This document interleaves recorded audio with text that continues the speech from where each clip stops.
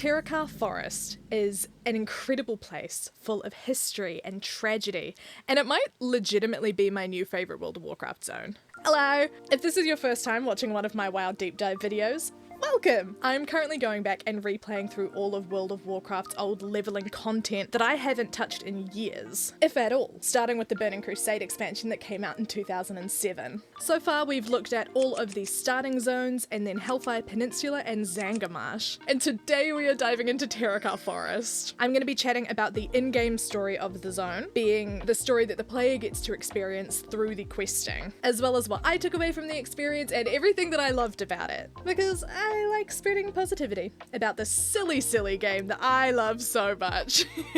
For this exploration today, we are going to be following two characters, Loriandril, the Blood Elf Arcane Mage, and Zerylin, the Draenei Restoration Shaman. Fun fact about Loriandril, he is very fascinated by the Arakkoa, as we can see in his transmog for this zone. It's got a lot of feathers on it.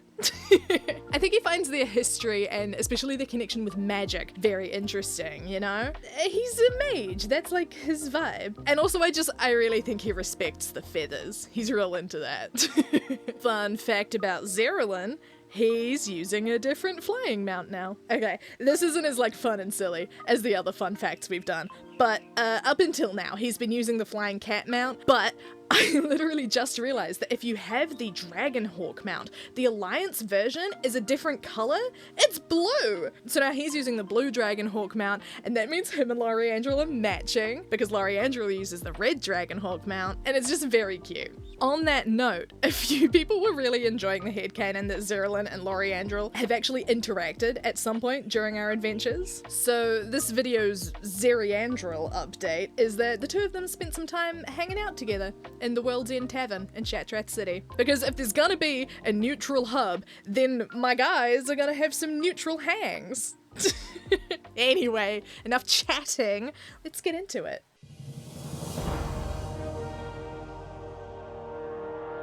Terokkar Forest, unlike our previous couple of zones, doesn't have a lot of faction-specific stuff going on, so for this video we're going to be spending a lot of time with Loriandril, because he didn't have much to do in the last video. This was a decision I would later come to regret, as it turns out every other enemy in this zone just loves using Shadow Bolt, and Loriandril literally cannot take a Shadow Bolt to save his life. Like, quite literally. I lost count of the amount of times I died in this zone. All of that being said, we are going to start with our two faction-specific chapters, as they are basically just mirrors of each other and tell very similar stories. In almost every zone that I have played so far, there has been a chapter dedicated to just helping the people around the major settlement of the zone. And whilst the two places we're exploring here aren't the most major of major settlements, we'll get to that, they are our separate faction hubs for the zone. Illyrian Stronghold, named after the well-known Illyria Windrunner, is an alliance town quite similar to Honor Hold back in Hellfire Peninsula, but with a bit more elven flavour. Despite the name, Illyria Windrunner herself can't actually be found here. She's still missing. I'm sure that's fine. But there are a lot of high elves here, which is pretty cool because high elves are pretty rare at this point in the Warcraft timeline, given that 90% of them were killed during the Scourge invasion, and the majority that remained then rejected the high elf mantle and rebranded themselves essentially as blood elves. But it makes sense for there to be a lot of high elves here at Illyrian Stronghold because it was established by the Sons of Lothar, the same guys who established Honor Hold back in Hellfire Peninsula. So this town has been around since before the Scourge invasion, and thus before the great rebranding of high elves to blood elves. Stonebreaker Hold is the Horde equivalent. It's an orcish town with Mag'har-style buildings. We met the Mag'har orcs very briefly in Hellfire Peninsula, but we're still not quite ready for all of that lore. That's going down in our next zone. Stonebreaker Hold is full of orcs, trolls, and a single blood elf. Actual blood elf, not high elf.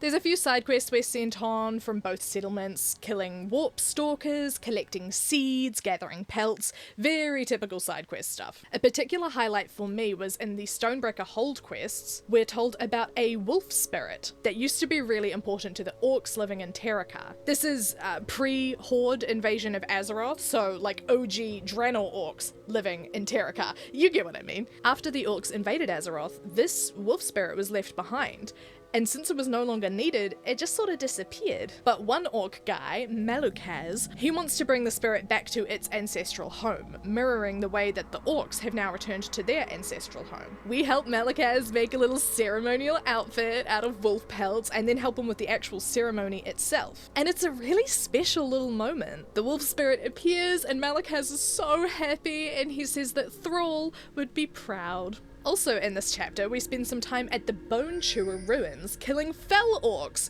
Remember all the fell orcs from Hellfire Peninsula? They've started trying to gain a foothold here in Terokkar, and we are not letting that happen. We killed like 3 dungeons worth of those guys. We do not need any more. These orcs have been taking orders from a blood elf woman. Oh god, no, I forgot to look up how to pronounce this. Oh, okay, I'm gonna say Lysail Fireweaver. Going with Lysail. If I'm wrong, it's fine.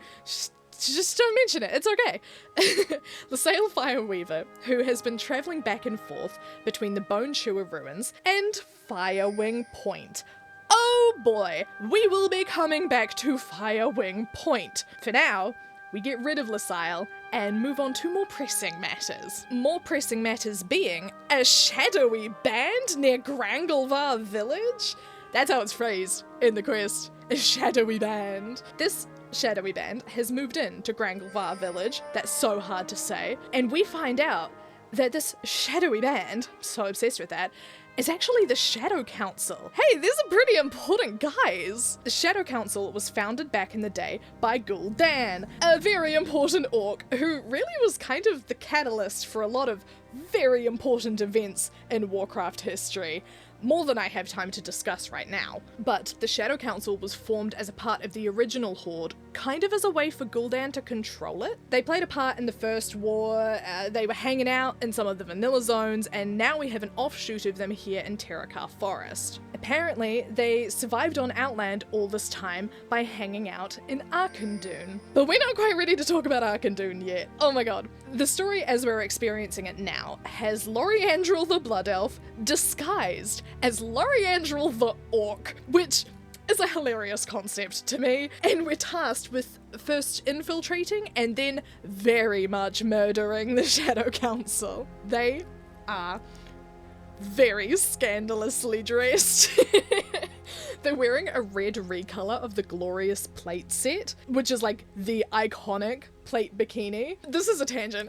I used to get so mad anytime I saw like super skimpy armor sets in the game, but I've kind of come right back around to thinking it's kind of iconic. It's so ridiculous that I just kind of love it. It's iconic! I do just think it's stupid that it's not that revealing on a male model. I think that's what makes me mad. I'm all for having super skimpy armor sets in the game, but don't make it so that it's just the women who are half dressed. Let me put Loriandril in a bikini. He would look so good. Are you kidding? Anyway, that was a whole tangent. Moving on.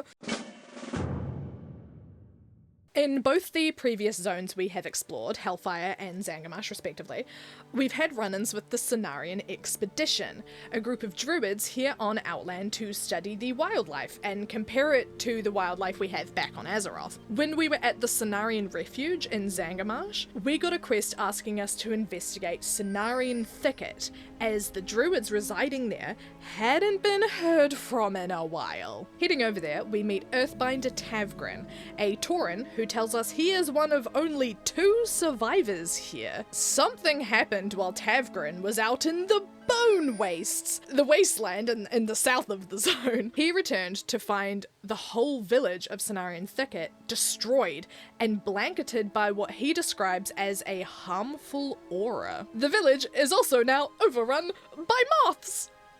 Moths! Oh my goodness. If you've seen my Azimuth and Blood Mist videos, then you know that I have like a real soft spot for all of the moths in World of Warcraft because I think they just have the loveliest model in the whole game. And the ones found here are so gorgeous. They have this like blue and yellow color scheme that almost has kind of like a prismatic feel to it. Like it's almost a bit crystally. Oh, I just love them. But the ones in Cenarion Thicket itself are all spooky and green from the aforementioned harmful aura. And on that note, we are also all spooky and green from the harmful aura. And so are all of the dead druids on the ground. Oh no.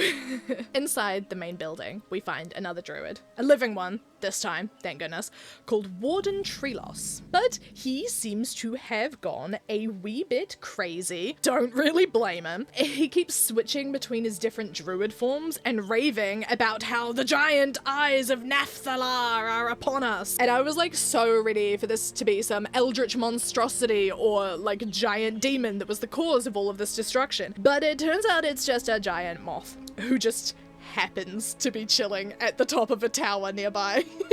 No, what actually caused all of this destruction is a strange device that we find next to the corpse of a broken. We can't work out what it is on our own, so we take it back to Tavgren, who in turn sends us to look for another broken, an alive one this time, named Impor. He's a merchant who trades not just in goods, but also in information. Ooh! We find him and he sends us to see someone else, because apparently nobody knows anything about anything, so they're all just sending us along to the next guy. Whatever. The next guy in question is Wind Trader Lathrai, and he is an ethereal. This is the first time we've encountered an ethereal, and I believe is actually the first time an ethereal is featured in World of Warcraft. If you're playing through the zones in this order, at least, and doing the quests in this order, whatever, you know what I mean. I could be wrong. As always, let me know if I am. But I did look into it and I couldn't see any mention of ethereals being on Azeroth, at least prior to BC. So this is a very big moment. Ethereals, as anyone who's been playing The War Within will surely know, hail from the homeworld of Koresh, where they used to be like actual physical beings, but these days are basically pure energy contained in enchanted wrappings. They're known for their interest in trading and collecting, and that's exactly what Lathrai's deal is. He deals in exotic goods from other dimensions. He tells us that he can give us some information if we do a job for him first. He's had a bunch of his shit stolen by some nearby Arakkoa. We've got a whole chapter dedicated to Arakkoa just around the corner, so I'll save the lore for then.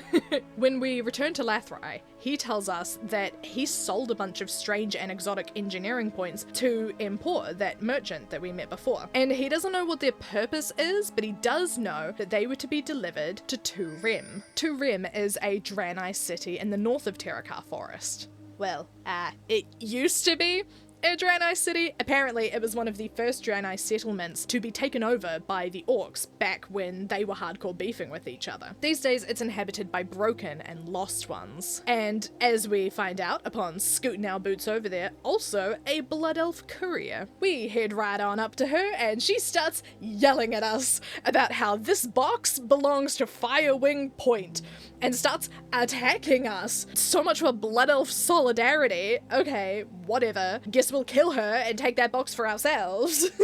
At this point, Alliance and Horde players are sent to their respective faction hubs, Illyrian Stronghold or Stonebreaker Hold. Once we get an outside opinion from people who know more than us lowly adventurers, we learn that this box contains parts for a mana bomb. Oh no, that's a special and very powerful kind of bomb developed by the Blood Elves. They show up a few times throughout the Warcraft timeline, RIP Theramore, but this is actually their first appearance. And yeah, that's not good. That there's rogue blood elves here on Outland making mana bombs. And even worse, we're told that Firewing Point is a blood elf settlement full of blood elves working for Kael'thas Sunstrider and Illidan Stormrage. Kael'thas! Man, we were rooting for you! And I'm extra mad about all of this because after our adventures in Hellfire and Zangarmarsh, I have become very fond and very protective of the Broken and Lost Ones. And these Firewing Blood Elves are using the Broken and Lost Ones to smuggle their mana bomb parts around and making them complicit in their, like, terrorism attempts. So obviously we are heading right the fuck over to Firewing Point to take down as many Blood Elves as we can.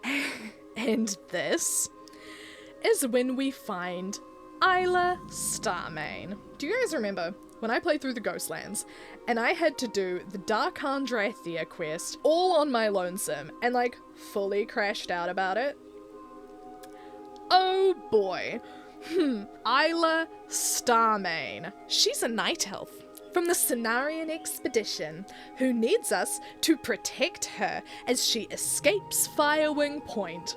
That's right, it's an escort quest, and it is genuinely the worst escort quest I have ever had the displeasure of doing. Isla Starmane cannot walk in a straight line to save her life. She loves walking right into walls and getting stuck there. And even more than that, she loves walking directly into groups of Firewing warlocks who all cast Shadow Bolt, which decimates fully 35% of Loriandrel's health if I don't interrupt it. Anyone who needs to practice their interrupts in combat, don't get add-ons to help you out, don't play around with the new combat UI enhancements, go to Firewing Point and suffer. Go to Firewing Point and try to keep Isla Starmane alive as she calmly walks into a group of 4 Firewing warlocks as if she doesn't have less health than a fucking handkerchief.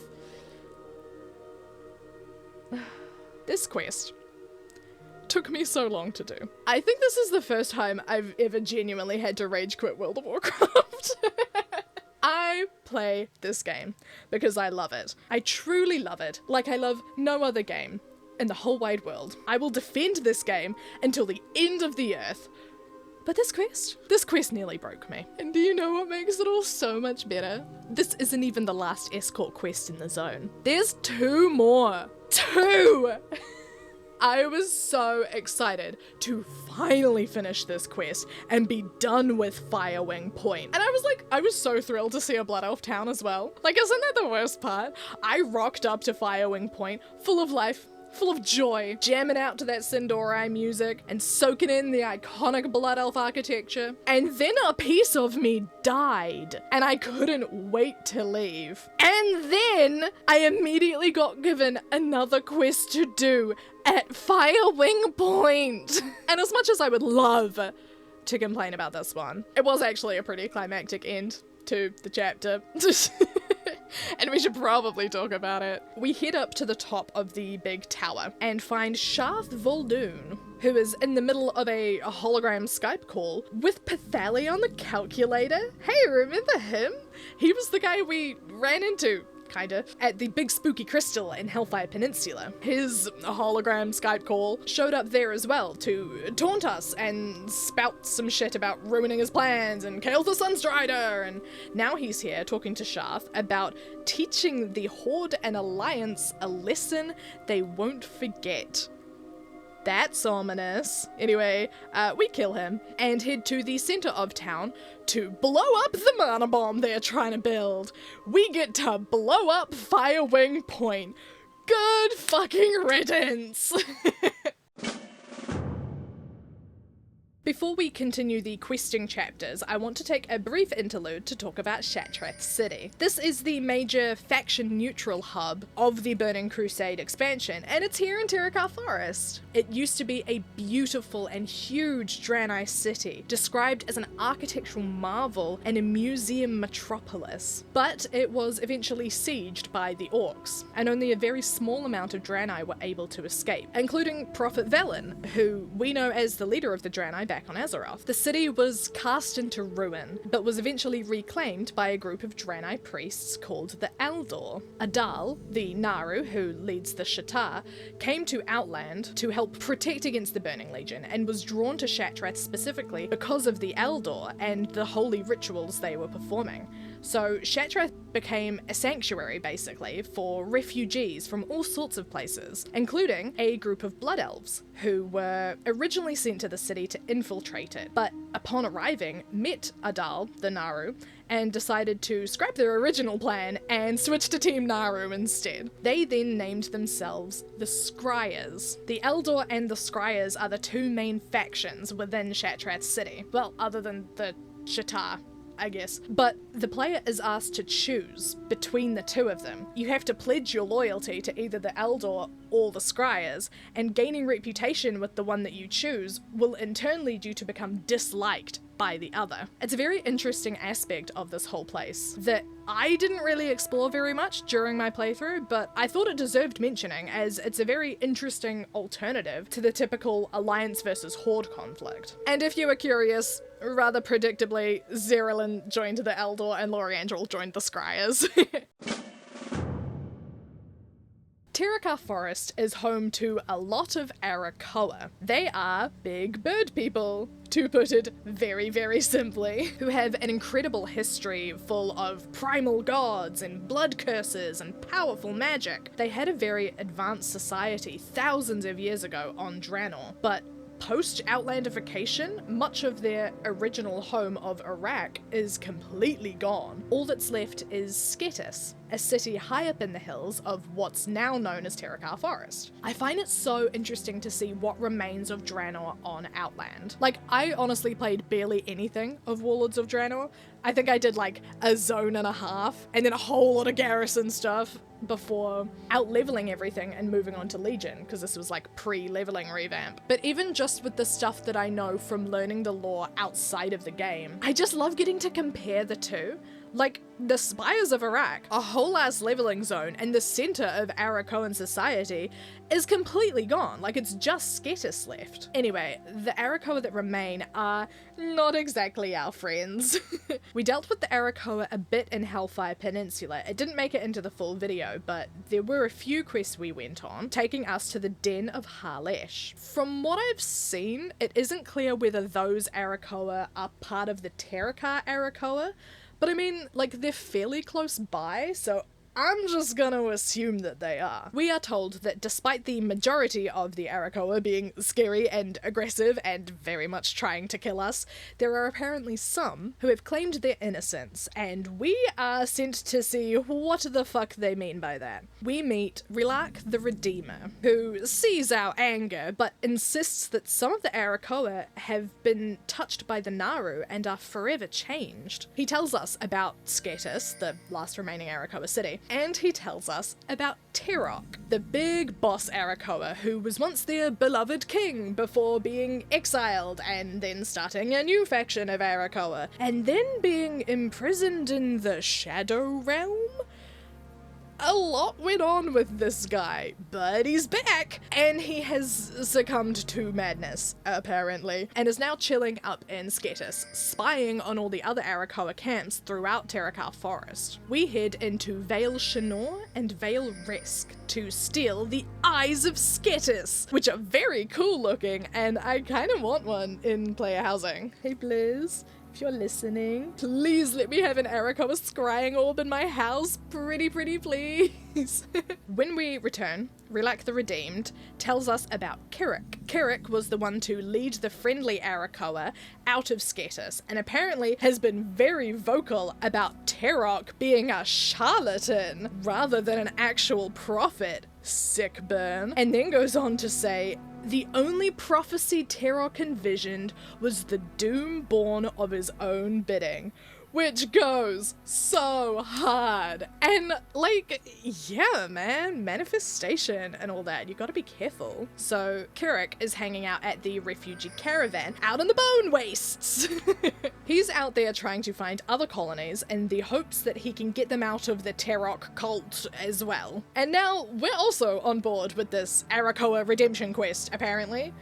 hell yeah. First, we're off to Vale Skith, where the Arakkoa have built a dark altar that needs cleansing. It has a pretty cool little animation when it shatters. I like it. Oh, and also the Arakkoa here have kidnapped a bunch of children. And we need to rescue all of the children. Well, what were they going to do with those kids? Were they going to eat them? Oh god. Then we're off to Vale Raise, a village that was destroyed in the Auchindoun disaster. More on that later, believe you me. But it's now home to a bunch of evil bird spirits that we need to destroy. Then we go to Vale Lithic. Fun fact, it's named after Terokk's daughter. Terokk had a daughter called Lithic, and now it's a little camp called Vale Lithic. You get it. And there, the Arakkoa are attempting to curse the unhatched eggs so that the newborn Arakkoa will serve Terokk without question. Ooh. So we're sent to go and break open a bunch of eggs to essentially force them to hatch early before they can be cursed. Oh my god. That's a lot. There's a lot to unpack there. Finally, we head to Vale Shalas, which sits at the base of Sketis and has a complex system of magical signal fires that the Arakkoa use to communicate with one another. So obviously, we're gonna go and put all those fires out. And then, finally, we return to Kirik, who says that we have done such a great job that he expects Terokk to retaliate right away. Fantastic! That is just what I want to hear. So we head back to Relak the Redeemed in Shattrath City to protect him as an avatar of Terokk appears along with the whole bunch of other birds. Whoa! But we take care of that, and then we're done. We're heading back to the refugee caravan for this chapter, if you can believe it, to learn a little bit more about what the Shadow Council are up to and why it involves Auchindoun. So, let's talk about Auchindoun. It's basically a huge mausoleum. It's home to some very, very powerful spiritual magic, and was a hugely important place for the Draenei back in the Draenor days. Due to hosting the remains of a dead Naru, Draenei spirits are attracted to the site. During all of the conflict between the Draenei and the Orcs, the Draenei attempted to defend Auchindoun, and were doing a pretty good job of it, until the warlocks of the Shadow Council attempted to summon a demon. Except, instead of summoning a demon, they accidentally summoned a giant cosmic elemental called Murmur, whose arrival into this plane of existence literally broke the world around it. Auchindoun exploded, completely shattering and turning the surrounding area into what we now know as the Bone Wastes. These days, Auchindoun is overrun by the Burning Legion, the Arakkoa, the Ethereals, and the Shadow Council. So the people at the refugee caravan are most concerned with the latter, so we're gonna be heading on up there to see what the fuck the Shadow Council are doing. We poke around, we kill a lot of them, we see that they've got a big demon they're trying to subjugate, and they keep saying, in Sargeras's name, that's not concerning at all. And then we find some orders that we take back to the refugee caravan to be decoded. According to what we found, the Shadow Council are worried that the great evil inside Auchindoun, being Murmur, the giant cosmic elemental, has turned against them, and they're preparing to flee. So we use this opportunity, whilst they're seemingly distracted, to head over to the Shadow Tomb to rescue some sacred Draenei relics, and a dude. It's an escort quest. But it's okay, this one didn't make me want to rip my skin off. And everything is completely fine.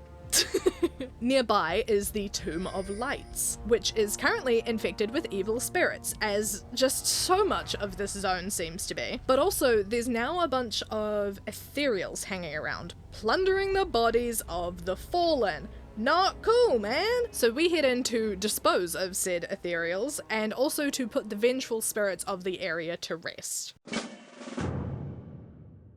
Southwest of Auchindoun is the Sha'tari base camp. It's a little Draenei camp full of Sha'tar Vindicators. Vindicators are holy Draenei warriors, which you would think would be just like a paladin, but apparently the two are separate things, and it's not super clear why I did look into it, I couldn't figure it out. And the Sha'tari themselves are led by the Naru, specifically the Naru who helped rebuild Shattrath City.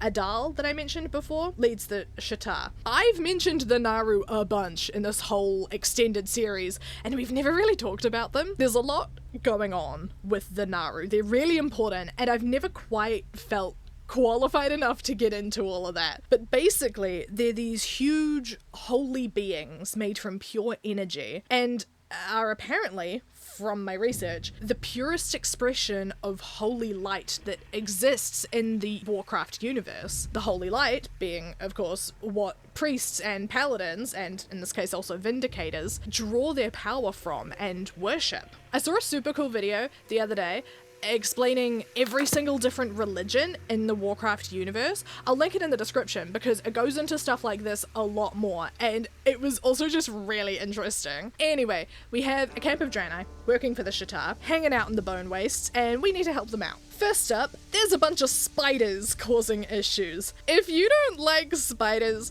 maybe just close your eyes for a bit. Or skip to this timestamp. I'll put a timestamp on the screen because there's about to be a whole lot of spiders just all over the place. And I know a lot of people don't like seeing that. Netherweb Ridge is a little patch of woods at the edge of the Bone Wastes where a whole heap of giant spiders have been stealing people and trapping them in web cocoons. Okay, whilst we're out there dealing with that, we also find Vindicator Halen, surrounded by a bunch of wounded Sha'tari Vindicators. He gets us to kill 20 of the spiders? That's a lot. And this would have been perfectly fine if I had picked this quest up whilst I was doing the one to free all the guys from the cocoons. But instead I found it after I had done literally every other quest in the chapter. So I had to go back and kill a bunch more spiders, but that's fine. I took it as an opportunity to pause the in-game music and grind out the quest while jamming to Sabrina Carpenter. Except then I killed all of them and I still hadn't finished the quest. I eradicated the spider population and then had to sit there and wait for them all to respawn. And it took so long. I fully had time to like alt tab out, make a post on Blue Sky, drink my coffee, come back, and then I still had to wait even longer. But then actually this whole quest line redeemed itself by then having me go and kill the brood mother, whose name was Terokkar, which is the best fucking name I have heard in this entire game. Terokkar? Also, oh my god, that was a big spider. That's the biggest spider I've seen in the game, I think. Oh my god. Anyway, the Sha'tari have been battling the Auchindoun, who are the Draenei originally tasked with protecting Auchindoun, but are now very aggressive towards everyone for some reason. And the Sha'tari have been battling them for days now. And the Auchindoun have been stealing the souls of everyone who falls in combat, regardless of whose side they're on. Literally stealing their souls for nefarious purposes. So we are sent in there to burn the corpses in lieu of giving them proper burials, since that just wouldn't be possible with all the aforementioned battling that's going on. Something that I think is quite cool is that in this quest, we are giving the same grace to both friend and foe, saving their souls, regardless of whether or not they are on our side, and I think that's nice. We eventually discover that the stolen souls are being taken to a special coffin that in turn was stolen from the depths of Auchindoun. This coffin is believed to hold the remains of the first Exarch of the Crypts, and the Auchindoun are wanting to resurrect him. Despite seeming very important, we don't actually get a name for this dude. We go and attempt to destroy the coffin, and reanimated Exarch jumps out and gets really mad at us for bringing him back too soon. He's too weak at the moment. And then he gets real confused when he sees us and sees that we are not one of the Auchindoun, and then we have to kill him about it. Is it still killing someone if they're already dead? Moving on, we learn about a caravan that was on its way to Auchindoun a long time ago on a mission to retrieve a dread relic from the tombs. But turns out, if something is called a dread relic, it might not necessarily be the sort of thing you want to keep around. This relic summons evil when touched and ended up destroying this long-lost caravan. Who could have seen that coming? But now, we need to go and get it. I just think that if you're a quest giver trying to get someone to help you with your very important quest, you shouldn't start with how the thing you want me to go and grab summons evil when touched and destroyed an entire caravan. Whatever, we accept the quest nonetheless because we're good like that, and proceed despite the quest giver telling us that our soul may now be at risk. Ugh. The relic itself is surrounded by accursed apparitions and vengeful husks, but we yoink it out of the fancy box anyway and take it to the Writhing Mound, which is a gathering place for necromancers. We need to gather their doom skulls, which are skulls that they carry in their hands, not their actual skulls from their heads. After gathering 20 of them, which took about 6 years, we summon Terokkar the Cursed, who's like a big bone dragon. It's really cool, and then we kill him. Also, the Explorers League is here. We help them with some bone worm stuff. Yeah, I have more to say about Auchindoun. All 4 of the dungeons within Terokkar Forest are actually different wings of Auchindoun. And rather than doing a separate video on that, I wanted to talk about it here because Auchindoun is just so important to the overall story of Terokkar Forest. And it felt weird to keep all of that separate. So I mentioned before that Auchindoun has been taken over by the Burning Legion, the Arakkoa, the Ethereals, and the Shadow Council. And the forces from those 4 groups make up our 4 different dungeons. Kind of. The Burning Legion one is sort of like, they're squished with the Shadow Council, and then we've also got the Arcanite. It's, you know, it's fine. Our presence as the player heading into these instances, I feel doesn't need a lot of justification. You know, like, this place was an incredibly sacred and holy site, and even though it is very much exploded, like, there's still all of these catacombs underground, full of Draenei remains, and now we got a bunch of guys from all these questionable factions coming in and disrespecting everything, and everyone buried here, all for their own individual and decidedly not great needs. So first up is the Mana Tombs, which is where the Ethereals are hanging out. They are here because of Nexus Prince Shafar, who, okay, I know I just said that all the bad guys in here are being like super disrespectful and we need to stop them, and like, yeah, I do mean that, but also I adore Nexus Prince Shafar. I could listen to him talk all day. He's fabulous. He's basically been overcome by his own greed and decided to move an entire army of Ethereals, including a giant Void Lord who used to work for Demencius, into the Mana Tombs because he heard that apparently there's great riches buried deep within, and he is stopping at nothing to uncover them, even though he hasn't really been too successful so far. Then we have the Arcanite Crypts. Remember earlier I mentioned that the reason the Draenei spirits are attracted to Auchindoun is because of the remains of a dead Naru? Those remains are here in the Arcanite Crypts. And so are a bunch of Arcanai, who are all doing necromancy and are led by Exarch Maladar, who, oh boy, he made me very sad. He's the only Draenei left who was like originally here before Auchindoun got Auchindoomed, and the trauma of that, of losing everyone he knew and or loved, drove him a wee bit crazy. And so he's the one who got the Arcanai to stop protecting the dead and instead start raising the dead. Something that I thought was interesting about all of the Arcanai here is that some of them are monks, years before monks were like a thing outside Pandaria. Though I guess monkhood as a concept probably isn't like specifically tied to Pandaria. That'll just be like the playable specific version of a monk. Like, this will be like a broader term of monk, I imagine. Whatever. I thought this was interesting. There's monks there. Then we venture into Sethic Halls, where the Arakkoa are hanging out. Interestingly, the Arakkoa here, the Sethic Arakkoa, aren't part of either of the groups that we've already encountered. Instead, they are led by Talon Lord Akess, who has also gone a little bit crazy.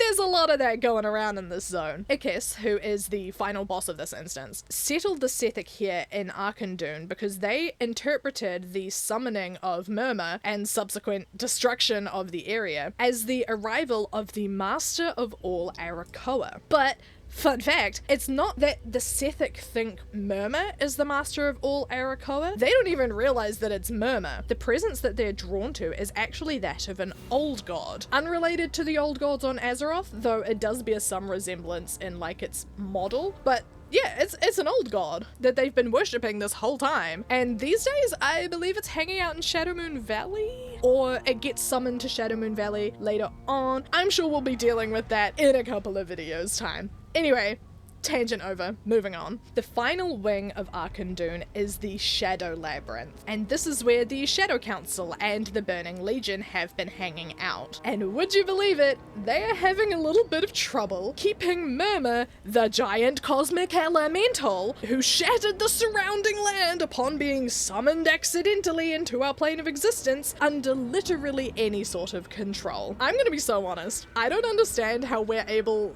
to take him down as the final boss of this dungeon. Based on his description and everything we've been told about him and his arrival into the world, I feel like a group of 5 adventurers should not have been able to take him down. But we do. And with him taken care of, the in-game story of Terokkar Forest is complete. Actually, that's not quite true. There are some more quests involving Sketters and some more quests involving Shattrath City, but I didn't get the chance to play through them. I may return to them at a later date, but for now, we're saying the in-game story of Terokkar Forest is complete. That's just a little caveat.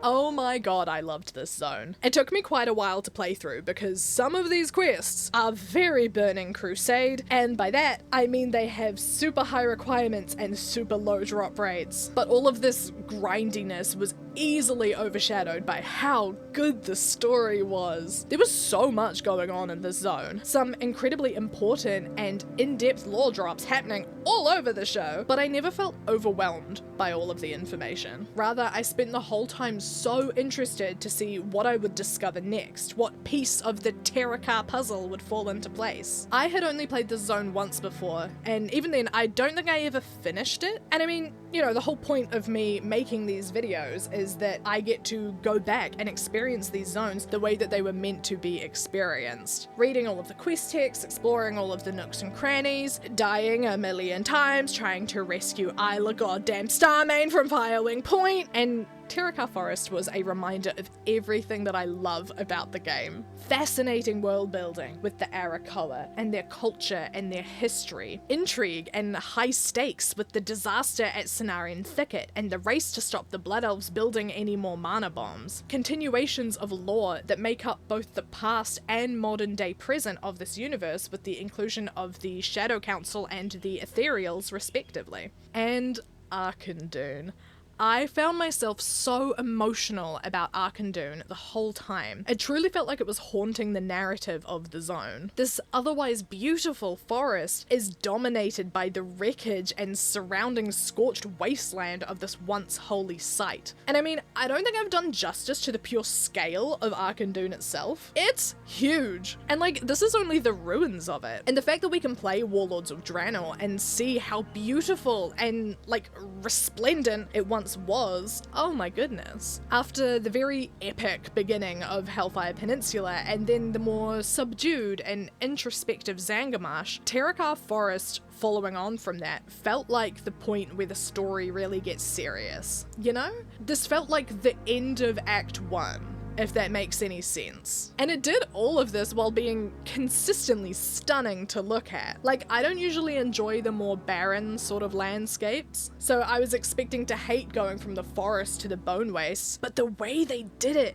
was really, really good. With the hazy sky contrasting the scorched ground and then the scattered ruins of this fucking massive mausoleum. Oh, it was so good. I don't think I can rank it above Eversong Woods because that zone means so much to me. Me and Eversong Woods have history, you know? But honestly, I think Terokkar Forest comes in right below it. So my official second favorite zone, well, favorite zone that I have played for this series. I need to clarify that because I don't want you guys thinking that I like any of these zones more than Stormsong Valley. My favorite zone ever, of all time, in the world, ever.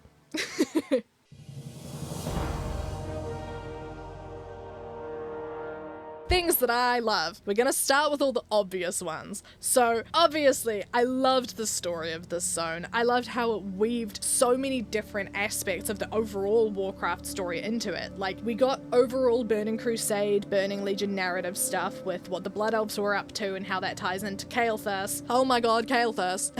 But then we also got like Outland history with Auchindoun, and then we got like brand new lore with the Arakkoa and the Ethereals, and it's, oh my god, it was all just so good and so interesting, and I loved it. And I don't think I need to say anymore, I've said enough about the story. And then obviously, I loved Auchindoun. I've just raved about that. It's just, makes me feel things. I love it when this game makes me feel things, like actual emotions. As always, I loved the music. Gotta take a moment to talk about the music. There were a few points in playing through this where I wasn't listening to the music because some of these quests were so grindy that I just needed to listen to something else to sort of like keep me going, you know? But the music was really, really interesting, and like, especially out in the Bone Wastes and around Auchindoun, it got quite like intense and serious and very different to a lot of the other music in WoW. I love it anytime there's piano in the music, and it had a lot of that, and it was really, really good. But then like in the rest of the zone, it was very sort of Draenei inspired, which makes sense for it being around Shattrath City and everything. And then once again, Illyrian Stronghold and Stonebreaker Hold had like the faction specific music. Like Illyrian Stronghold had the same music that plays in Honor Hold, which I just love. I love it when they do that. Then the vibes. It's hard to put that into words, what I mean by just saying that like I loved the vibes of this zone. But the beginning of it was so eerie and like stepping into the actual forest bit, coming from Zangarmarsh, which was like so chill and like blue and very calming. You step into Terokkar Forest and it's so eerie and like unfamiliar, but not in the like alien way of Zangarmarsh, because you walk into Terokkar Forest and it's a familiar enough sort of landscape. Like, it's a forest, we've got those on Azeroth, but something just feels not quite right. And the like green haze that permeates the entire zone is so good. And the way that the first chapter I did was the Cenarion Thicket one when I was playing through, and I thought that was such a great way to be launched back into the more serious story after a very chill time back in Zangarmarsh. Oh, it was so good. It was so good. I really enjoyed it. I loved the way it felt to play through the zone as both a Draenei and a Blood Elf. At first I was just going to talk about the Draenei side of this because I think there's so much Draenei history here, and like really important Draenei history, and if you're someone who's into the whole role-playing aspect of the game, playing through this zone as a Draenei character feels very weighty and quite intense, because you're learning about the history of your people and some of the greatest tragedies that they've faced, and then getting to be a part of that rebuilding process and trying to like reclaim Auchindoun basically. It's very, very special. But then I was thinking about it, and also playing through it as a Blood Elf was really, really interesting because of everything at Firewing Point, and starting to come face to face with some of the more questionable things that Kael'thas Sunstrider is doing, I think is very confronting, because like Kael'thas Sunstrider was beloved by his people, and as far as a lot of the Blood Elves back on Eversong Woods are concerned, like Kael'thas is still out here searching for a way to save his people. Like, you talk to some people in Eversong Woods and they're talking about Prince Kael'thas and how he's gonna be their savior, about how he's leading the Blood Elves to the Promised Land, and then you get here to Terokkar Forest, you see that they are building literal bombs at Firewing Point, and it's like, oh, it would be a lot to come to terms with, and I think it's a very interesting way to play through the story with that in mind, you know? I loved it, and like, it makes sense that the story is so tied to these two races, because they're the new races that were introduced, and so obviously they're gonna be wanting to find ways to weave them into the story and sort of like provide backstory and context for them whenever they can, but it doesn't feel like they're forcing them into the narrative. Like, it feels really natural and just like a really interesting and important part of the story. Yes. I have no idea if any of that made sense. When I talk about all the things that I love, I don't have a script. I'm just going off my brain, and sometimes I feel like it comes out as a complete mess. We'll see how this edits together. I really liked the Bone Wastes. Separate to loving Auchindoun, I loved the Bone Wastes, and I think I'm putting this on the list mostly because I was surprised by how much I really liked it as an area. Because as I mentioned, I don't really like the more barren landscapes. I'm not like a desert person. I like trees, I like forests, I like jungles and stuff like that, and so the Bone Wastes is like not the sort of area I would typically enjoy being in. Like I tend to enjoy myself in the game when I'm questing in areas that I find a lot more aesthetically enjoyable. This is why Stormsong Valley is just like complete peak for me. Anyway, I really loved being in the Bone Wastes. The music played such a part in it, but also just the atmosphere of that area, the way that the sky changes and it's got the like hazy orange sort of, it looks like a sunset, but I'm now thinking like, is it just kind of like that because of the explosion at Auchindoun? Like, is there some like weird atmospheric thing going on? I don't know. It's very, very cool and I really, really like it. And it's also just such a haunting place because it's called the Bone Wastes because there are a lot of bones everywhere because a mausoleum exploded. And so now there's bones and spirits scattered everywhere. And it's like, ooh, if you think about it for too long, ooh, you know? I really loved Shattrath City. I need to spend some more time there because I don't think I appreciated it enough while I was actually playing through the story, because I was just sort of focusing on the main story chapters and then the instances, you know? I didn't actually spend a lot of time exploring Shattrath itself. But I do love me a neutral faction hub. I love it when you get to see the Alliance and Horde close by to each other. And then the inclusion of the Eldor and the Scryers I think is really, really interesting because it is aesthetically very like Draenei and Blood Elves, but you don't have to pick it that way, you know? Like, I could have been Zerylin the Draenei picking the Scryers, and I think the whole concept of if you pick one, the other one is not gonna like you anymore. That's a decision that you make that has consequences, and there aren't actually a lot of those, because that's the sort of thing that's quite hard to do in like a big MMO like this, you know? But I think it's cool that they introduced it in this way, and just the vibes of Shattrath are really cool. Having it be this like sanctuary refuge for all of these people, and the people who are there are from all over the place. They are refugees from countless different wars all over the world, you know? It's really, really cool. And I really like that the tavern is called the World's End Tavern. I think that's cool. And Zerylin and Loriandra were hanging out in there after a long day of adventuring. It's just two guys hanging out in the tavern. Obviously, I really liked the moths. And this actually ties in with the next point on the list, which is the Dreadfang Widows, which are the spiders. Spider warning, the spiders in Netherweb Ridge, which is really hard to say. Both of them had that same blue and yellow color palette, and it's just so good. I really, really like it. And they have that sort of like prismatic glass crystal sort of vibe. I need to make a Beast Mastery Hunter just so that I can collect all of these beautiful moths in the game and keep them as pets. Out in the Bone Wastes, there are some cleft hoof things, beasts.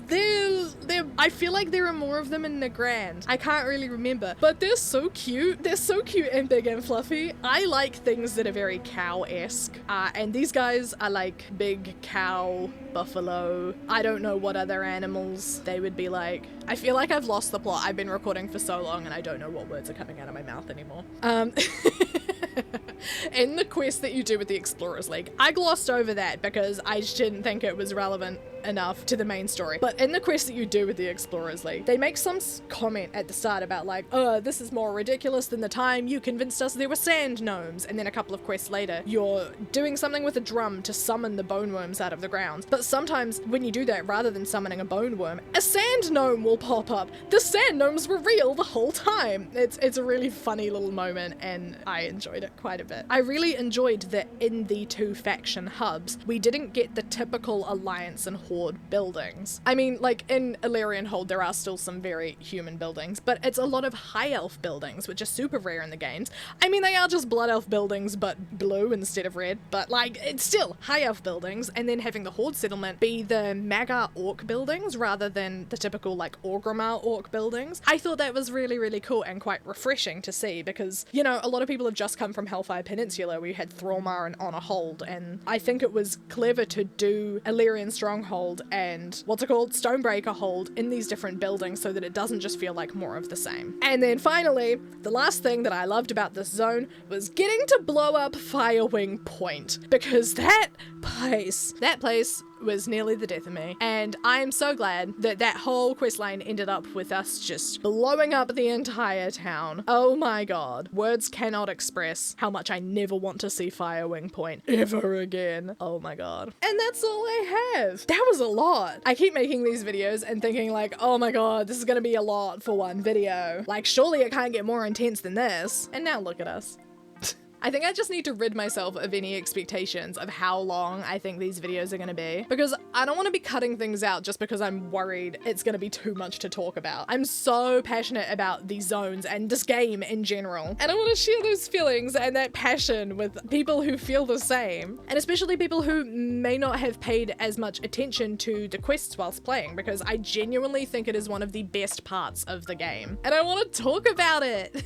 Anyway, if you want to support me in the channel, consider becoming a channel member. I am so incredibly grateful to those of you who have already signed up. It's the coolest thing in the world to me that there are people out there who want to help me out in that way. Once there are a few more people involved, I'll be setting up a Discord server for channel members to chat and hang out, and potentially to help me out with running future instances, because despite being the main characters here, Zerylin and Loriandrel have really been slacking on the instances front. If you're a fan of Baldur's Gate, I know there's more than a few crossover fans out there. Go check out this incredibly silly video I did linking literally every single Taylor Swift song to the Baldur's Gate 3 companions. It's a fun and silly and chaotic time, even if you know nothing about either topic, and I can highly recommend it.